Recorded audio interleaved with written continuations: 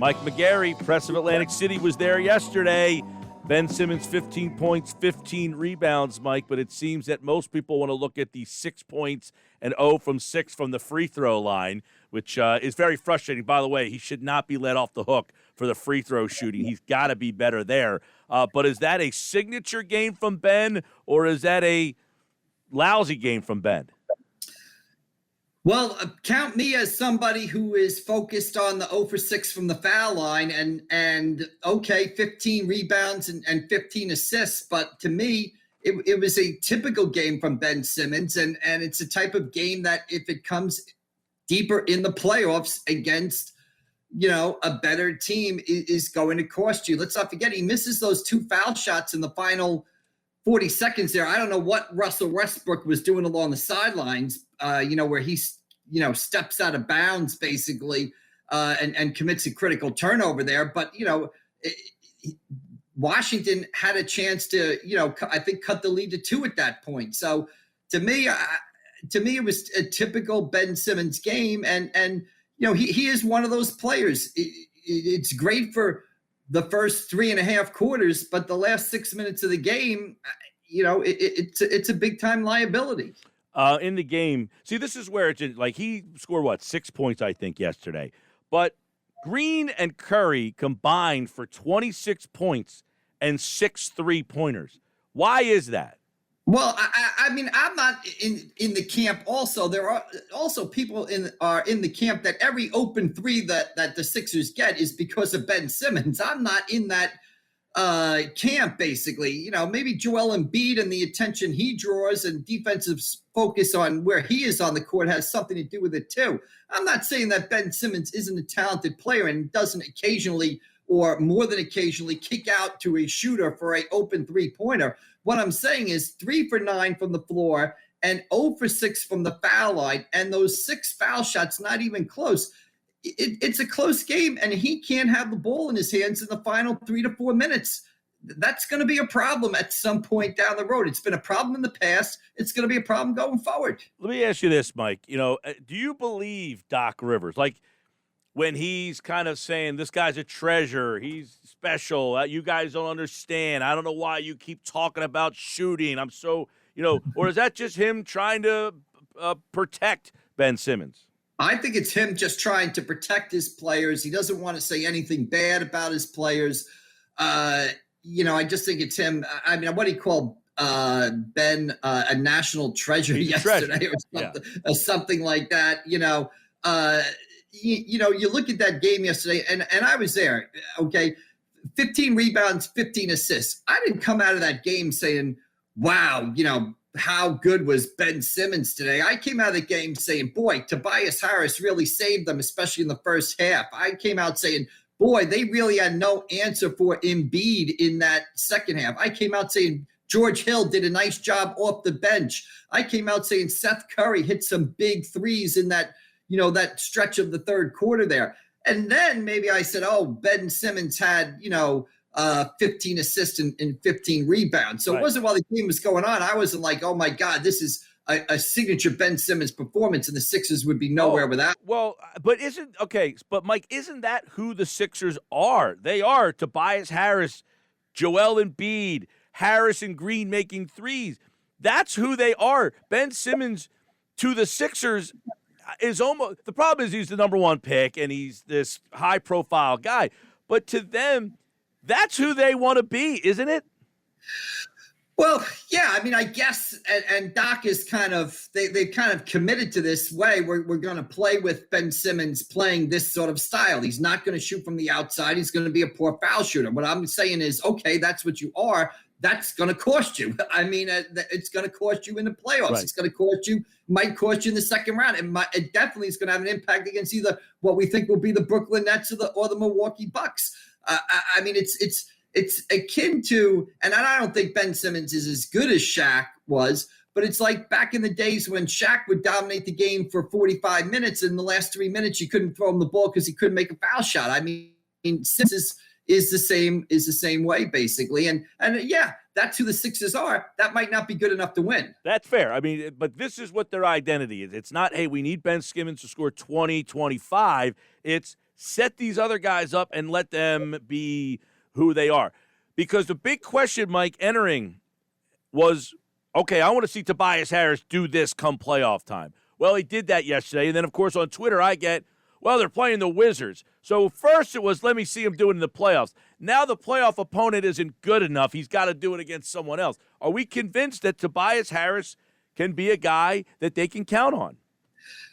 Yeah, I mean, Tobias Harris, I think we all agree, had a very good season. It is true the Wizards he's a bad matchup for the Wizards. They don't have anybody to really guard him. His size against the smaller guards, he was able to overpower him. I think he had 15 field goals yesterday. He made 2 3-pointers, 13 baskets in the paint. But let's give him credit for doing what he was supposed to do. Tobias Harris is supposed to dominate the Wizards. He goes out there and dominates the Wizards. I'm not going to be some guy saying, oh, it was only the Wizards, show me against the next team. No, Tobias Harris should dominate the Wizards. He went out there and did it. Let's give Tobias Harris credit. Right. Well, because this is, Mike, if they're going to make it to the finals and even win this thing, yesterday is their recipe. It's those two guys, Green and Curry, making open threes. They got to hit the open looks. The Sixers rosters in the past, they could not make those open looks. That's where the Simmons frustration would come in. You're kicking it out to guys who are getting open looks, and they couldn't make them. They didn't have guys that could make 40%. Well, now you got two guys that hit 40%. You got Harris, who's much more decisive, and now you have Embiid playing at MVP level. To me, that's who they are, and that's their recipe, which means that's why, to me, I'm not as frustrated about Simmons' offense as I would be in their past. Now, the free throw shooting, absolutely got to do better. But as you saw late in the game, you're sending Embiid to the line, and he's making 90%. Well, exactly. And, Daryl Morey said in the beginning of the season that the recipe for success was to surround Embiid and Simmons with as much shooters as you can. They have done that. They raised the level. They've had a good season. The question is, and I don't think they have the right answer for it, are they going to be able to win an Eastern Conference final or an NBA title with Ben Simmons playing the way he plays in the fourth quarter of games? Imagine take Ben Simmons out of the equation, replace Ben Simmons with a James Harden or a Chris Paul, and then I think you've got a team that, is really capable of winning an NBA title. It would be interesting, Mike, because Simmons yesterday, of course, nobody cares about defense, but he gave Beal a lot of problems. Beal was 1 for 6 with Simmons on him. He turned the ball over 3 times. I think his size made Beal get rid of the ball a lot yesterday, and then he switches over to Westbrook. So does James Harden or somebody else keep those guys in check for as long as he does? That's the big unknown. Yeah, I mean, and what you said about the defense, too, Beal still somehow got to, 30 points yesterday? Yeah. So it's not like they completely shut him down. But again, you don't want to keep coming back to it. And you're right. The Sixers kind of are what they are. Ben Simmons is not going to become an 80% foul shooter between now and Wednesday night or now and 2 weeks from now or now in the Eastern Conference Finals. This is what they are. They're a very good team. They're one of 7-8 teams in the NBA capable of winning a championship, probably one of 3 teams in the East capable of getting to the final. They're the number 1 seed. I don't want to nitpick them, but I think, hey, this Simmons thing is going to catch up with them. And I think, for people like me that are kind of not in the Simmons camp, yesterday's game is when we point to say, look, see, missed foul shots, 9 shots. That's what's going to cost you down the road. Well, you mentioned Shaq. Guess what? He won a lot of titles.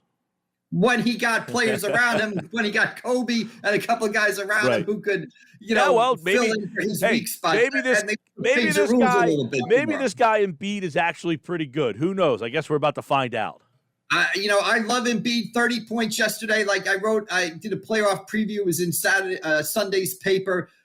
Nobody in the NBA, when Embiid is playing at a high level on either the offense or defensive end, has an answer for Embiid. Nobody, and they don't at all. This is a total mismatch in the paint. Although you got some good quirky, it looked like old Kevin McHale moves from Lopez yesterday, just up under. That one hook late in the game on the shot clock violation. The one thing I will say about yesterday's game also proved out, and it just shows you how valuable Embiid is.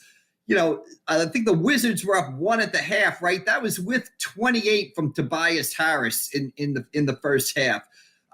Sixers can't play without Embiid. Well, right. I would have asked you this, Mike, because No. you were there. Embiid only plays 10 minutes, but those fouls are half-ass calls. Yeah, they were ticky-tacky fouls. I don't think the officiating was great, but he plays 10 minutes in the first half, and Harris goes for 28, really kind of saves their bacon. They're down 1 at the half. If Harris goes for 20 or 18, maybe they're down 10. Now they're climbing out of a hole in that third quarter.